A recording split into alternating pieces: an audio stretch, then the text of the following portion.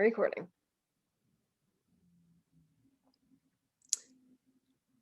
Hi, everybody. Welcome to Ready for Kindergarten. What we're going to be talking about today is the kinds of things that children in preschool are typically learning and why that is important. And we're going to offer you some ideas of things that you can be doing at home to encourage your child's development as they prepare to go to kindergarten. My name is Cathy Finn. I'm an early childhood program specialist at the Buncombe Partnership for Children. And I'm Anya, and I'm also an early childhood program specialist. Yeah, so we'll just be going through different areas of development and talking about what your child will be doing at school if they're in school, and what you can do at home to either supplement that, or just if your child is not in school, what you can do at home. So you can just have a few minutes to look over this slide and see if any of these scenarios sound familiar to you, and what your life at home with a 4-year-old or young 5-year-old may be like.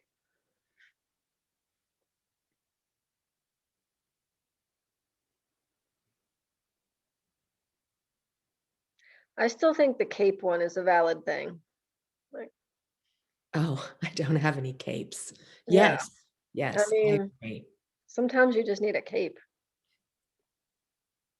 That's a good idea to have in your stash of dress-up clothes.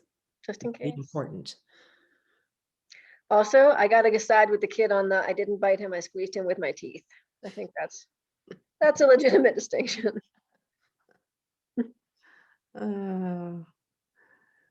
Yeah, some of these are quite funny.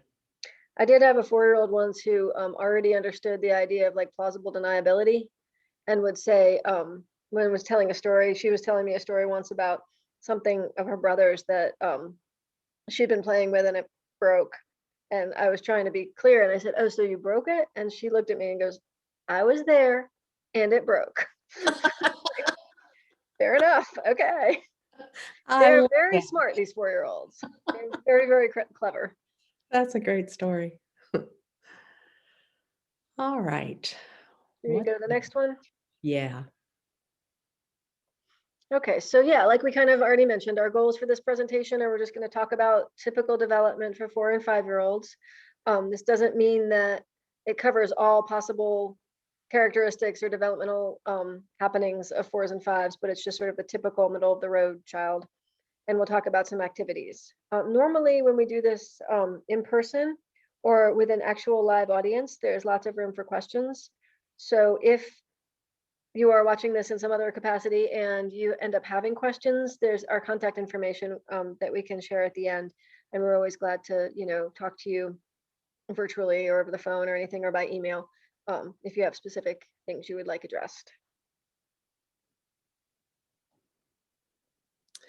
What we will be focusing on mainly today are different areas of development, and what is typically happening for 4 and 5-year-olds in those areas of development, and some things that you can do at home to highlight specific areas that you might be particularly concerned about, or maybe an area that you haven't thought much about. That's supposed to be a brain in the cognitive thinking one, by the way. That makes sense. Ah. And that's a block over in fine motor. So language and literacy. This is a particularly favorite topic of mine for young children. And a lot of times when we think about language and literacy, we think about older kids. We would not expect, kids before kindergarten to really be reading in any meaningful sense. And that's often what people associate with literacy. But for young children, what we're really talking about is the ability to communicate verbally, and the ability to understand what's said to them, and follow directions, hold conversation, that kind of thing. So that's kind of the language piece.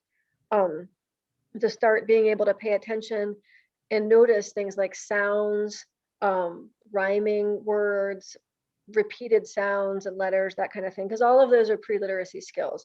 That's kind of how children develop the ability to link what they hear with eventually what they see on a page or what they write.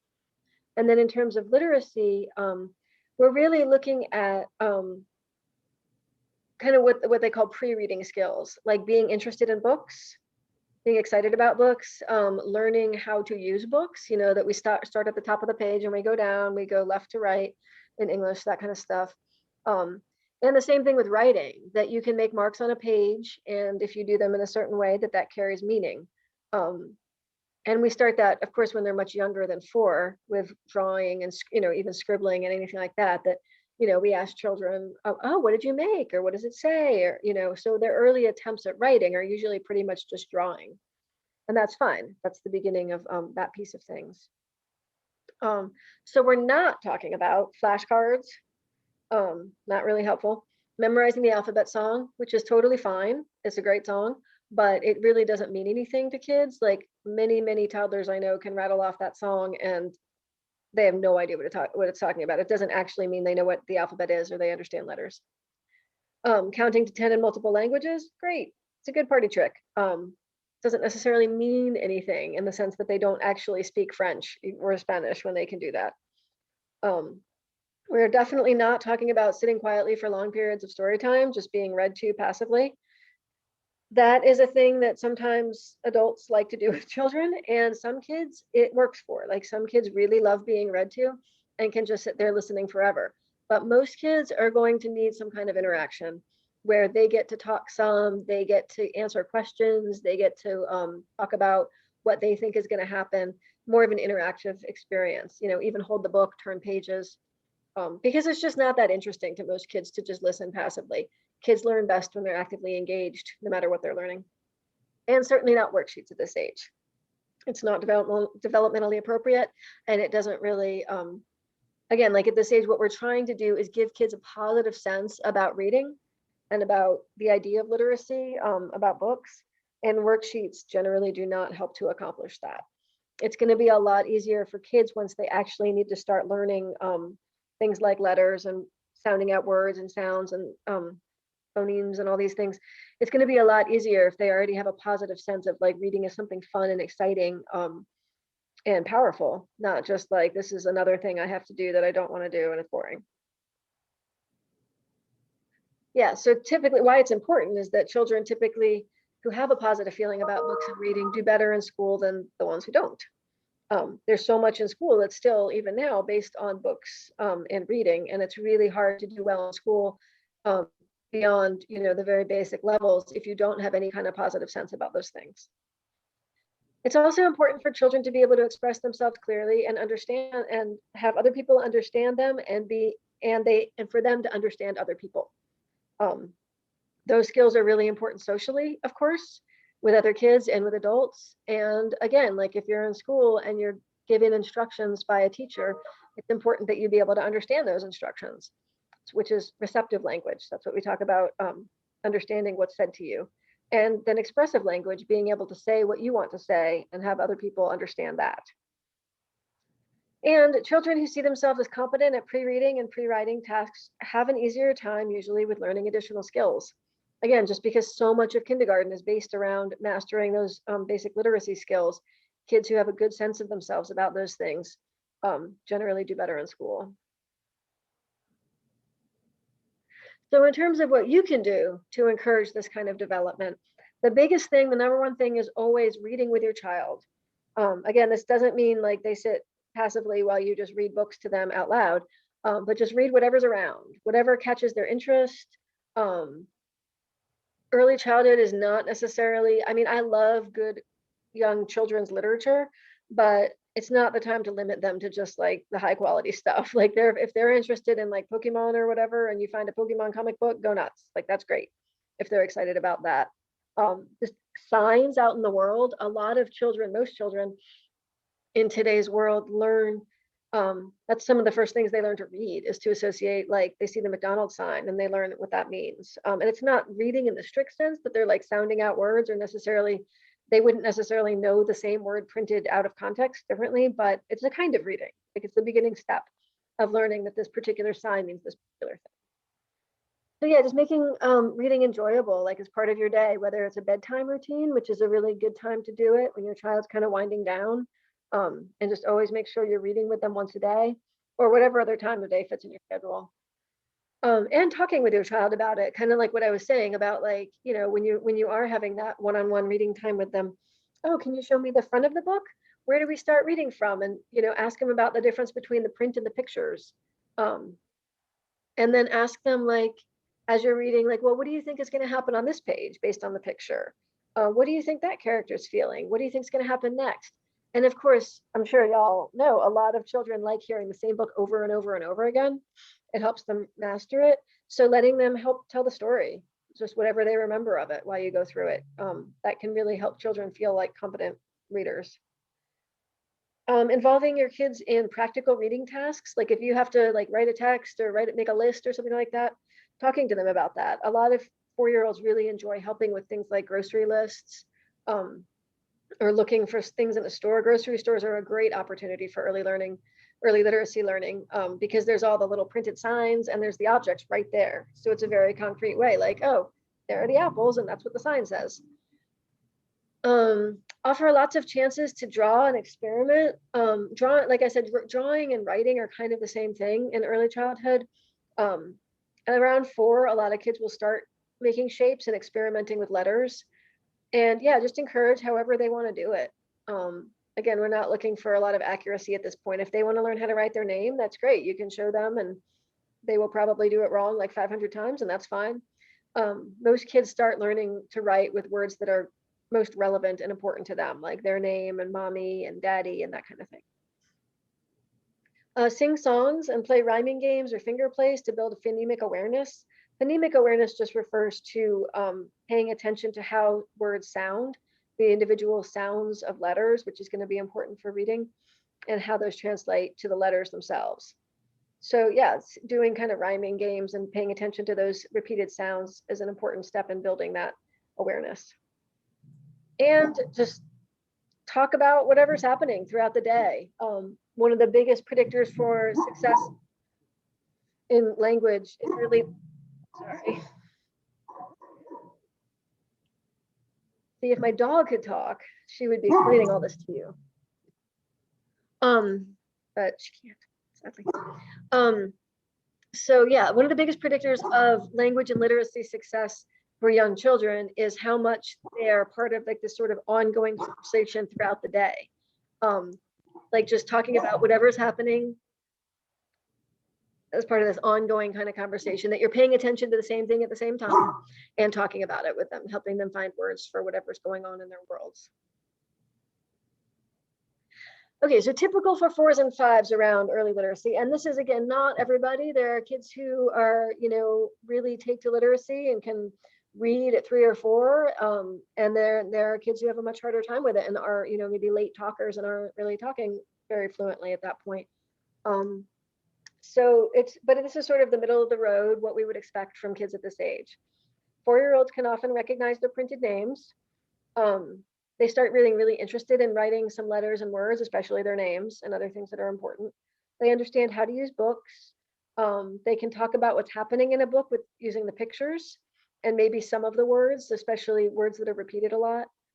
They can follow verbal directions, like multi-step directions, something like go get your coat and put it on and then meet me at the door or something like that. They usually like rhyming games, Dr. Seuss, that kind of, those kinds of books with really heavy repeated rhymes and sounds are really enjoyable. And they usually like being read to. Read. Not so enjoyable for the adult to read out loud because not it gets so enjoyable for the adults. Frustrating.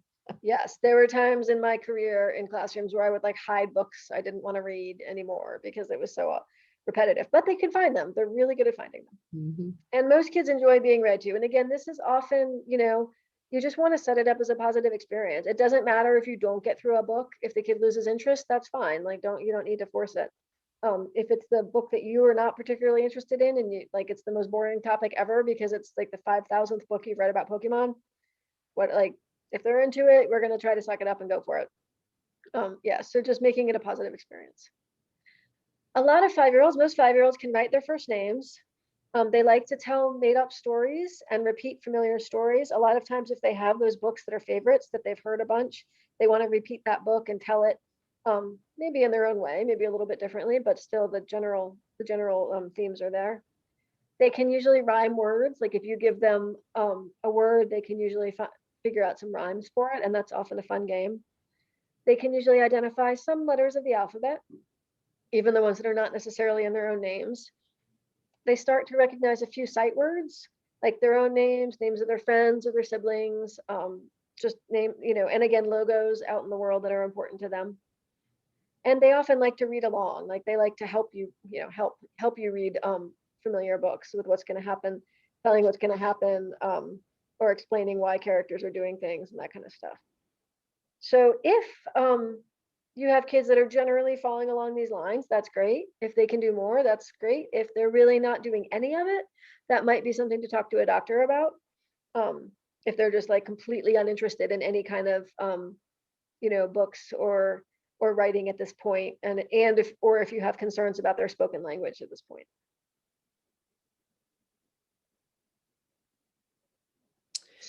So another area of development that we're going to focus on are cognitive skills. And cognitive essentially refers to anything going on in the brain. And as I'm sure most of you know, the first 5 years of life are critical for brain development. Not to say that our brain stops developing after 5 years, because it certainly goes on for many years after that. But those first 5 are important for getting some critical competencies down. And what the cognitive skills are those that help us to think, to learn, to remember, to pay attention, and to solve problems. And as you can imagine, all of these are vitally important in a school setting. And it means different things for different children, of course. Paying attention for one child may mean, wow, I got him to sit for 2 minutes. And paying attention for another child may mean, he sat on the floor for 30 minutes and looked at that book. So it can vary widely, and teachers are going to have probably a variety of different expectations across the board in terms of that. So it's important to know your child and advocate for your child around that. In terms of solving problems, although there are some things in life that require rote knowledge, just things that automatically come to us and that we have learned, it's important to understand how problems are solved and what steps you take in order to solve different problems. And that is all part of the cognitive set of skills. Okay, next slide. So some things that you can do at home that help to encourage all of these cognitive or thinking skills. Some of them involve like matching or sorting activities, talking to your child about how some things are the same or how are they different. This can be something as simple as an inanimate object like a button, or if you're reading a book, a multicultural book, you can be talking about, well, how are these people the same and how are these people different? When you're talking about objects, you can look at the size, the color, or the shape of something and describe it using those words so that your children begin to understand that objects have attributes that can be explained. And that also helps you to talk about, oh, well, look, these are the same because they're the same color or they're the same shape. Items at home that you can match or that you can sort are things like buttons, socks, shoes, blocks, coins, the paint sample cards that you get at Lowe's or Home Depot or Ace or wherever. You can ask your child to sort them into, sort all the green ones over here or put all the pink ones over here. And different children may be able to take that one step further. You'll start to understand, if your child is bored by an activity, that means that you might need to extend it and sort according to the size and the color. Oh, I want the big red ones over here and the small red ones over here, that type of thing. So just pay attention to your child and what they might be communicating that they're needing. Another thing that you can do to enhance thinking skills is to work on things that involve patterns. And again, we're talking about colors, shape, size, and how things can happen sometimes in nature, indeliberately. Is that a word? Indeliberately? Sure, Let's just say why not? naturally, happen in nature naturally, or maybe you have set something deliberate up, like the picture that you see here. You see the red raspberries, the blueberries, the red raspberries. It's a pattern so that your child can learn to anticipate what will come next. Oh, I see red, blue, red. So blue must come next. There may be some children that can figure out a pattern very quickly. Others may need to see quite a few examples of it, like red, blue, red, blue, red, blue, red, blue, before they can get the next one. Again, it just depends on your child. The same goes with size and shape. And as we talked about with sorting and matching, you can take it one step further and sort or make patterns according to different attributes, like a big red circle, a little blue circle, a big red circle, a little blue circle.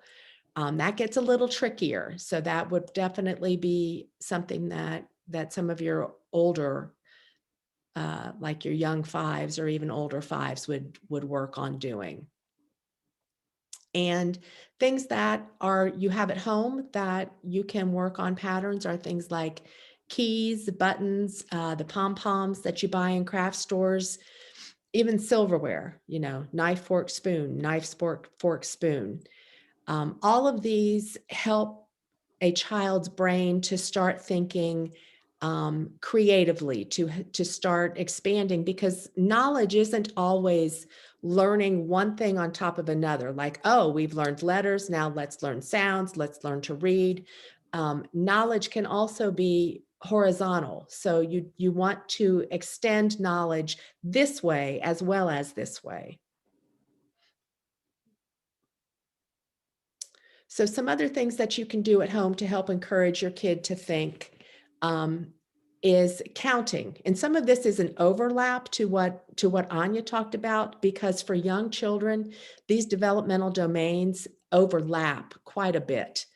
So you might hear some of the same things, but what that means is think of all the different areas that you are supporting when you are doing one particular activity. It might not just be language, or might not just be cognition. So one of the things that you can do is counting. Let your child hear you counting. And yes, younger children might be able to count 1 to 10. But as we said, they don't have any real knowledge of what that means.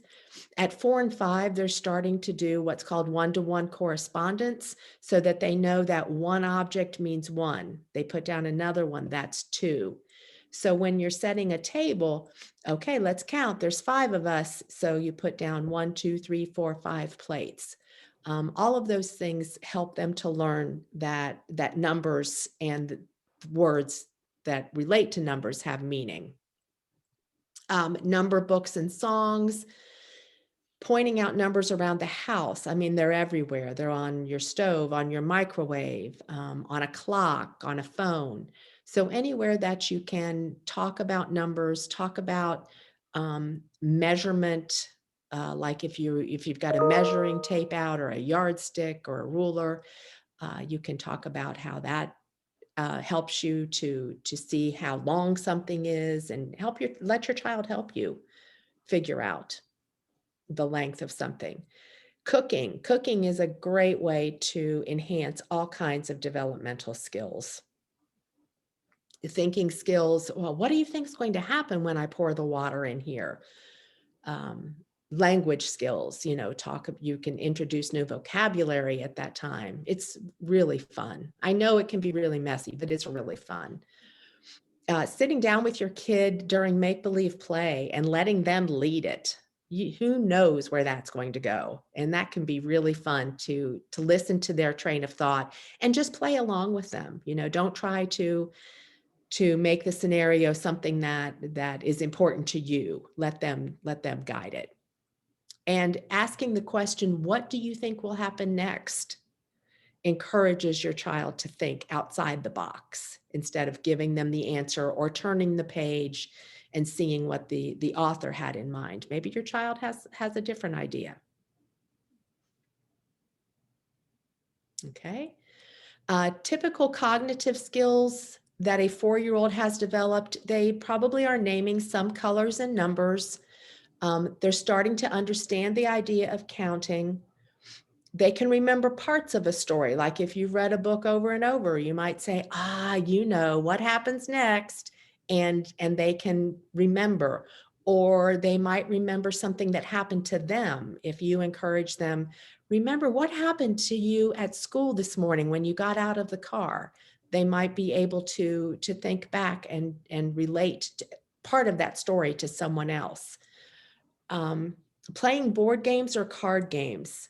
This is a great time to be working with kids and teaching kids different simple games, of course, but they really enjoy that. And for a 5-year-old, most 5-year-olds can count to 10 with an understanding that this sound, this number correlates to this many objects. They're starting to be able to identify different coins. Knows, hopefully, not many folks have landlines anymore, but hopefully they know the phone number of a parent so that if asked, they have an emergency phone number that they can provide. They can identify multiple colors, not just basic, primary colors that younger kids are learning. The same with shapes, some more shapes outside of the typical circle, square, triangle. They may start to recognize oval or rectangle, some of the more difficult shapes. And you may see a change in their drawing at this point. They're starting to add more and more body parts to their drawings of people. They'll get more detailed, putting things like eyebrows or putting fingers on the hands, just things that show that they are really noticing more details.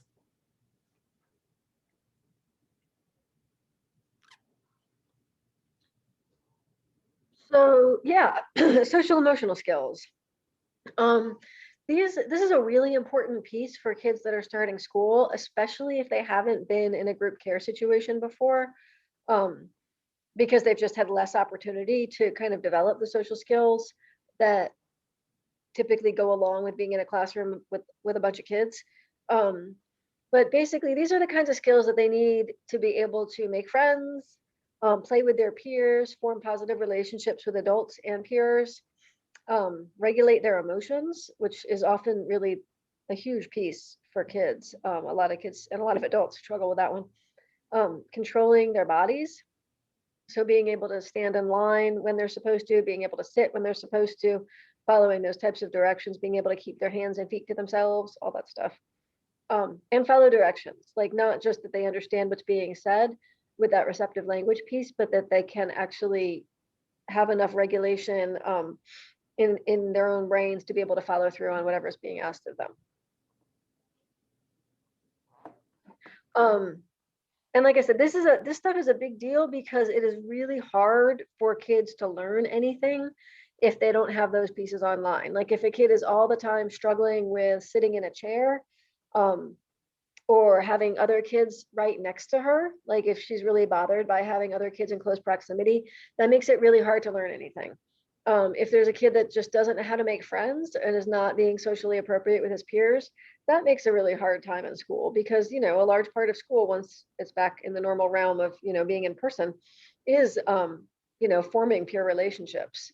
So being able to have success with those kinds of things can be really important to not just their own happiness and their emotional development, but also their learning, their ability to learn whatever is being taught in their classrooms.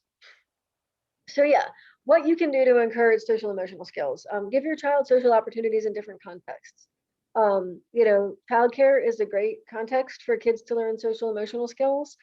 because there's lots of opportunities. If your child does not go to a childcare kind of setting, just giving them other opportunities like classes, play dates. And again, this is all sort of assuming a more normal life than we have been living the past year of the pandemic. But ideally, giving them a chance to get together with other kids, with different levels of supervision, because it's one thing to have kids.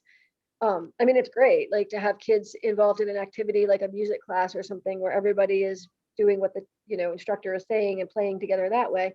And it's a different kind of social learning, social emotional learning, to just get together in the backyard with some other kids and work it out on your own, like not have that highly structured adult oriented piece to it. So both are important for kids to learn how to do. Let your child experience some frustration and disappointment. I know as adults, we hate that. Like we try to save them from all those things. It's hard to see kids being frustrated and disappointed. We want to jump in and be like, oh, I can do it. I'll fix it. Don't worry about it. Or we want to save them from the disappointment of not getting what they want. But these are some pieces of how we grow as humans, that they learn that they can experience these emotions and that's okay.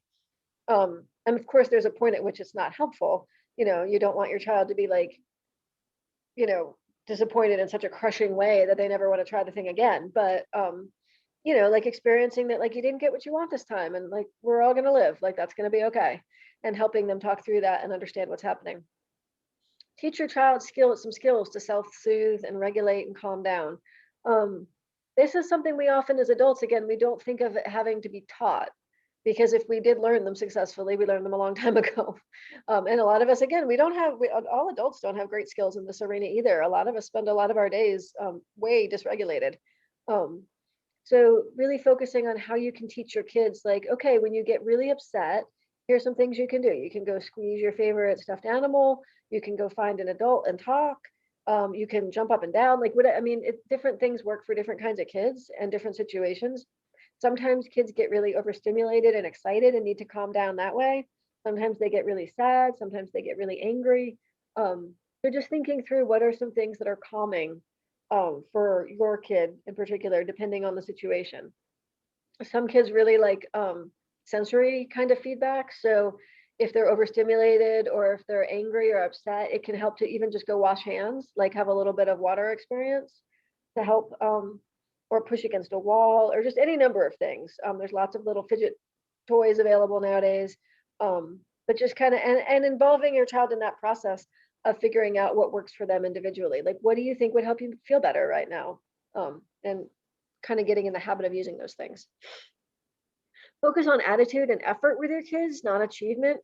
It's great when kids achieve fabulous things, but of course it's not going to happen every time. So trying to build into their little brains that the important thing is, depending on what the thing is, like you tried really hard, like maybe you didn't win that race, like if I don't know, I'm just imagining a scenario where we're playing outside and running and maybe you didn't win, and that's, but you tried really hard and you had a good time, and that's what's important. Or maybe you didn't end up being able to put that 500 piece puzzle together without help, and that's okay. I see how hard you're working on it, and that's great, and we'll keep trying. Talking through conflicts with your child rather than providing immediate solutions, especially, this is more of a thing, especially if your child is playing with other kids or has siblings or something like that, rather than like doing that adult impulse thing of just swooping in and being like, look, you're fighting over the truck again. Here's your truck, now just go play with the trucks. Trying to involve them in asking like, well, what do you think we could do? I see that you both want this truck. How do you think we could solve that problem so that it's fair? 4s and 5s are often really invested in the idea of fairness. They often don't, their ideas of fairness tend to skew towards themselves, as I suppose everyone's idea of fairness does, even adults. But it is something that's very important to them, that things be perceived as fair. So talking about that with them and what that actually looks like can be really helpful in peer negotiations. Read books or watch shows or whatever together about characters with different challenges and talk about them. There's lots of those available these days, lots of books and lots of, YouTubes and shows you can find all over the place about kids that are confronting bullying or that feel different for whatever reasons, or that it might have different physical challenges, just all sorts of things. And I think that's really useful as a way of getting kids to start thinking about, for one thing, that other kids also have challenges, and that, maybe you are really angry or hurt because you had a fight with your friend, and that's a super common thing. Like that happens, and these are some ways that we can deal with it. It's helpful to have kids see themselves or little bits of themselves reflected in kind of the larger culture. Foster compassion and confidence by having your child help others in meaningful ways. I think one thing that we often overlook in kind of the modern world is that kids, especially like this age range, they really want to be helpful. Like they want to be seen as competent. They want to, kind of be part of a team, so to speak, whether it's in a classroom or like a family team. So giving them things to do that are really actually useful, like not, and they're smart. Like they know if you're just like telling them to take all these things out of a box and put them in a different box, that's probably not terribly helpful. It could be fun, but yeah, like having them involved in not like a crazy amount of chores, but like help you set the table, maybe help you sort laundry, whatever you're doing, help you with yard work. Give them things to do that's actually meaningful, to give them a sense that like I can do all this stuff, like and it's important that I do this stuff because these people depend on me. It's a way of just giving them a sense that we all contribute to a whole. We contribute for the good of the group.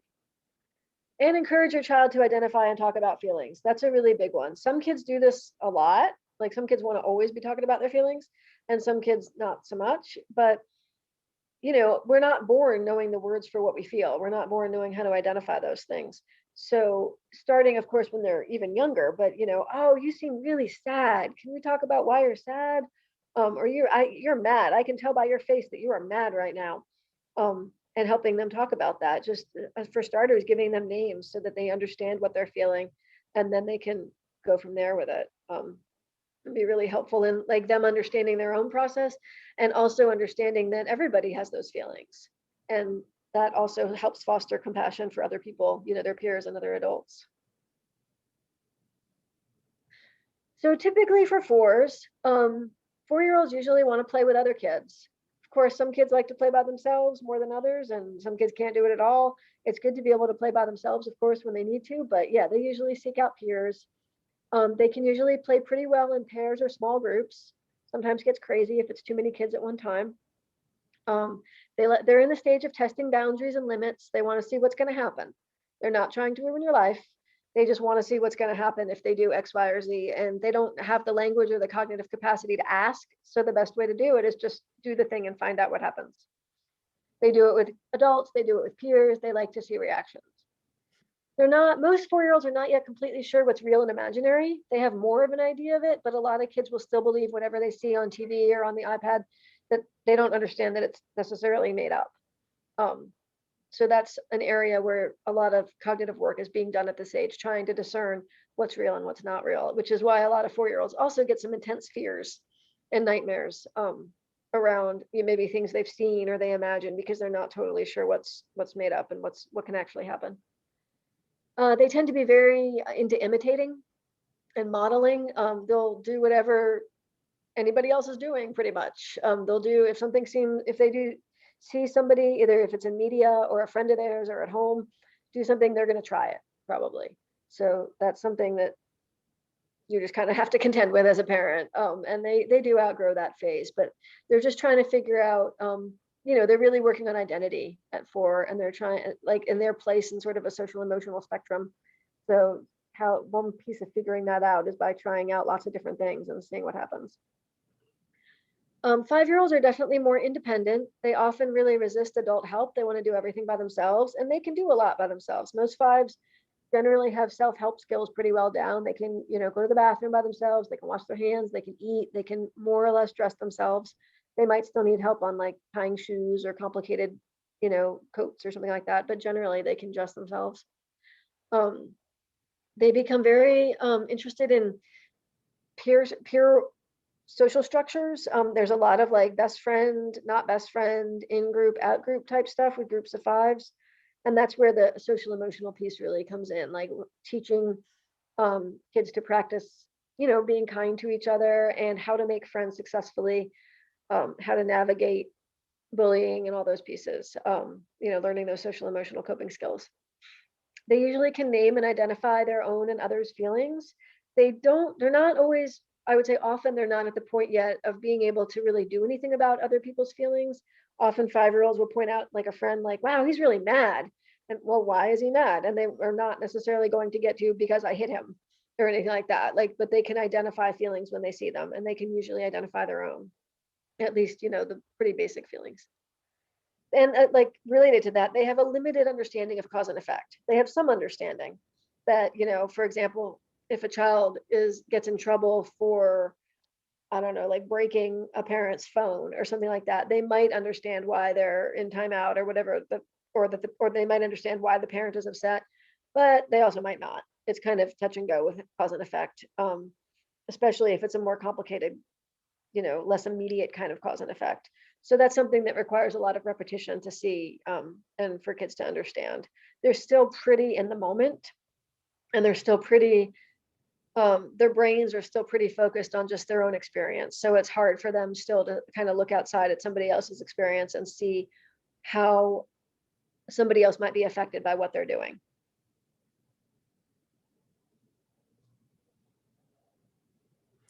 And before I go on to this, I just want to reiterate, and I know that Anya said this, but there are kindergarten teachers that will tell you that that is the most important thing your child can come to school with is the ability to interact with others in a mostly positive way, and that they're able to regulate their emotions the majority of the time.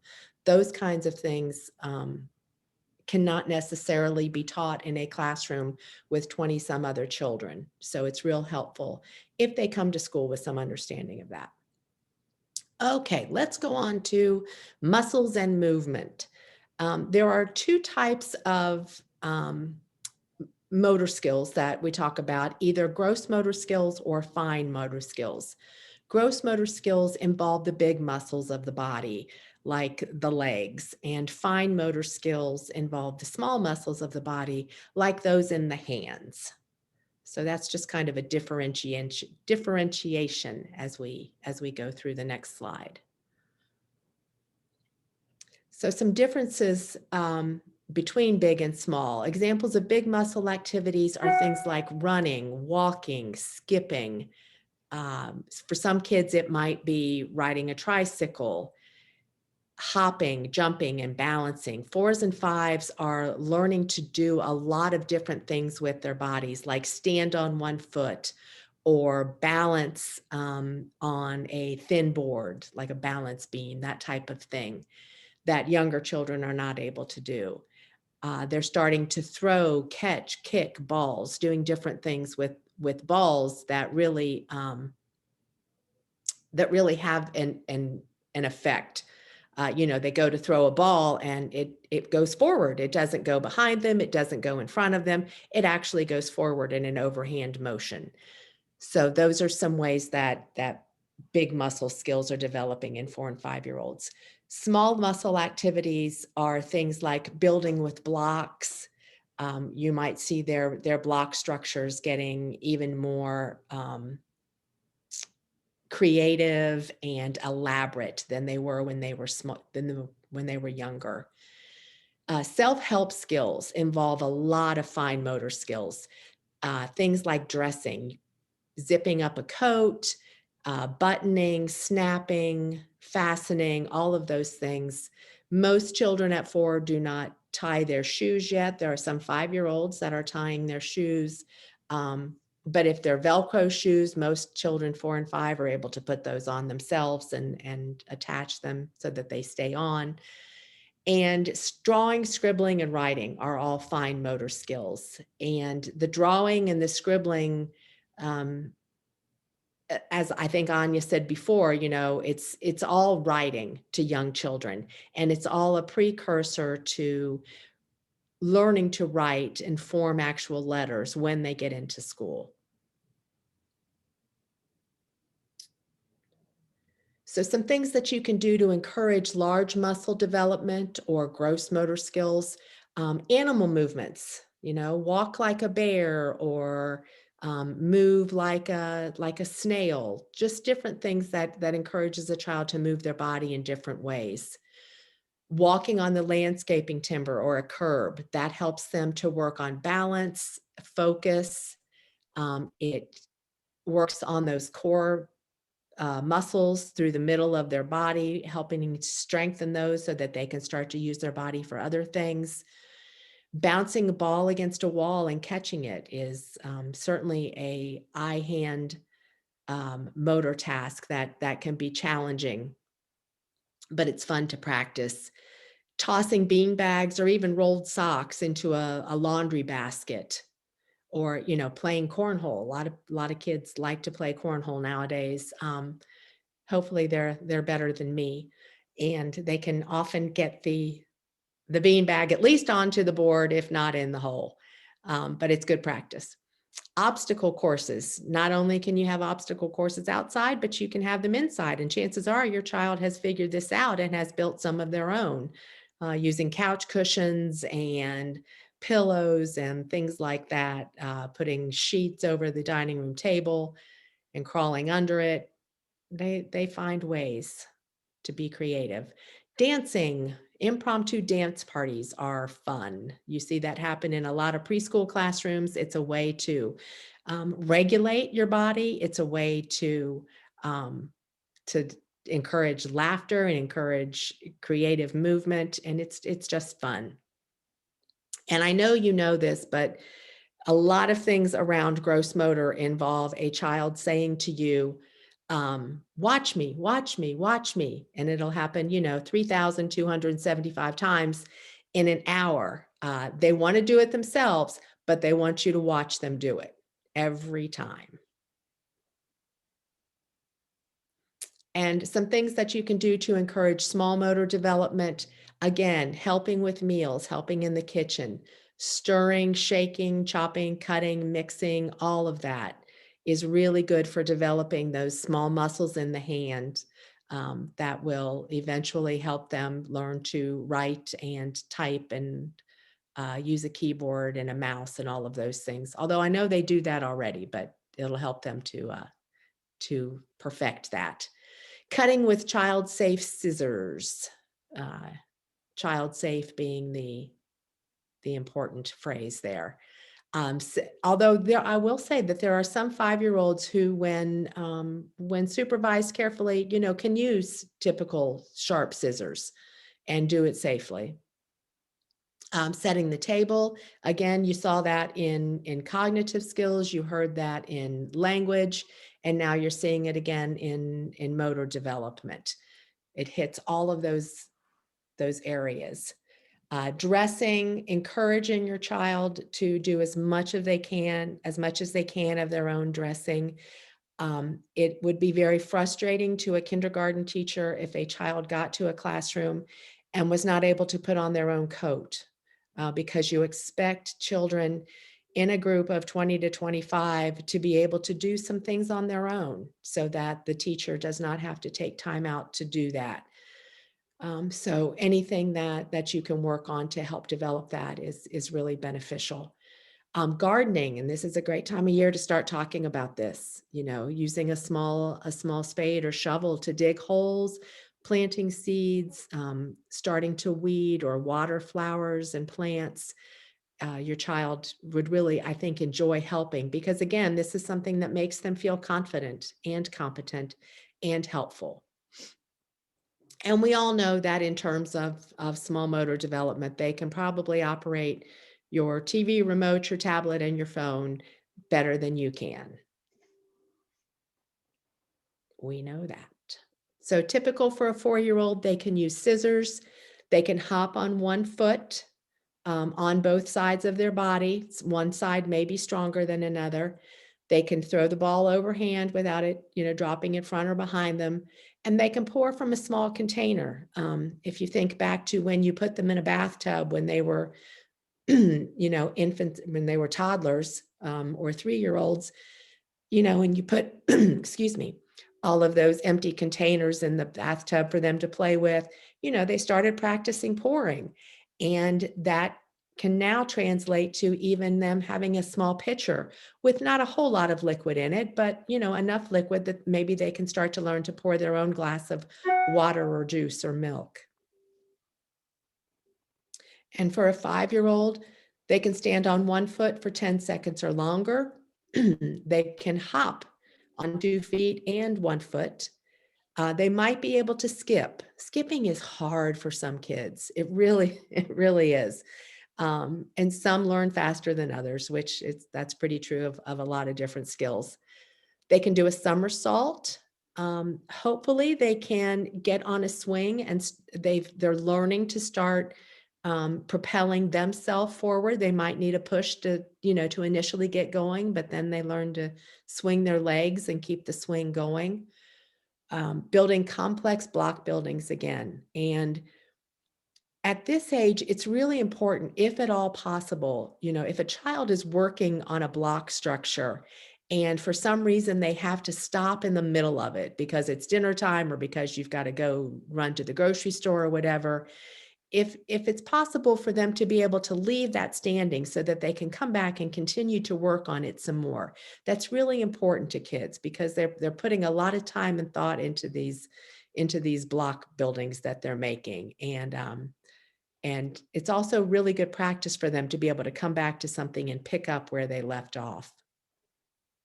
They're learning to draw most simple shapes, definitely circles, squares, triangles, that type of thing.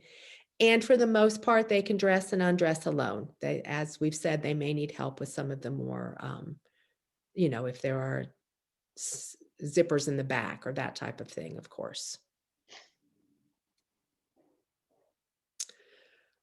So kids must turn 5. Now we get into the nitty gritty. Sorry, we're done with all the developmental domains, and this is the nitty gritty of enrolling your child for kindergarten. Yeah, if this was live, that would have been a pause to ask questions and Yeah. discuss individual scenarios. But like I said, Yeah, yeah, we can always answer questions virtually if you have them. absolutely. So a child must be 5 by August 30th in order to enroll for kindergarten in the state of North Carolina. And that's why our presentation kind of, encompasses 4 and 5-year-olds, because if your child turned 5 on September 3rd, they are going to be one of the older children entering kindergarten at the end of August, versus if your child turned 5 on, on August 29th and was able to enroll for kindergarten. So there can be a big discrepancy in terms of age in a kindergarten classroom. So here are the websites for Asheville City Schools and Buncombe County Schools. Regardless of which school that you are enrolling your child at, you will be required to provide either a birth certificate or at the very least proof of guardianship. For example, for foster parents or kinship placements. The parent or guardian will also need a photo ID to prove that you are who you say you are. 2 proofs of residency, something that has your name and address on it that shows that you live at the location that you say you live at, and your child's vaccination record. These are, I know these are not the easiest to see. So they are available online. Is this right, Cathy? Yes, it is available online. Okay, but they are the 2021 Buncombe County Schools kindergarten enrollment dates. So we'll leave that up just so you can kind of scan that and see if it's anything to write down, depending on where your child might be going. And don't worry if you're seeing this like after that date and you think, oh my gosh, it's too late to enroll my child for kindergarten. It's not. It's not. Still go ahead and call. But these are the dates that it becomes official and that they encourage you to enroll by that date. But it's not a drop dead date. And then we've got one too for Asheville City Schools, which this is also available online. It is. And we're just about at the end of that period, I guess. Open enrollment goes till March 8th. Yes, we are.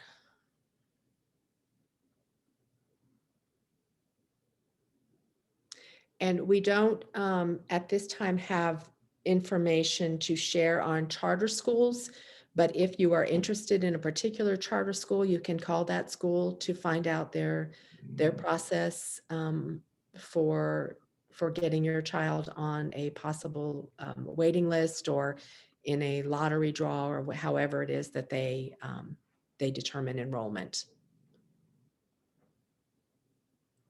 That's just the same thing in Spanish. And it is also available online.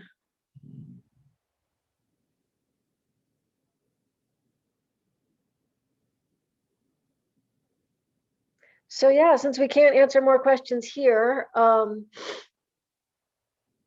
let's see if I can stop sharing my screen. Then I believe if we put our contact information in the chat, that will still be recorded. So y'all will be able to get that. So I'm just going to put our email addresses here in the chat. And that's probably the easiest way. If you do have questions or concerns, or there's anything you would like to go over or anything like that, again, like we're happy to always email, and then if it's more helpful to talk, we can kind of go from there. All right. Well, thank you all for attending and watching, and good luck in the kindergarten year.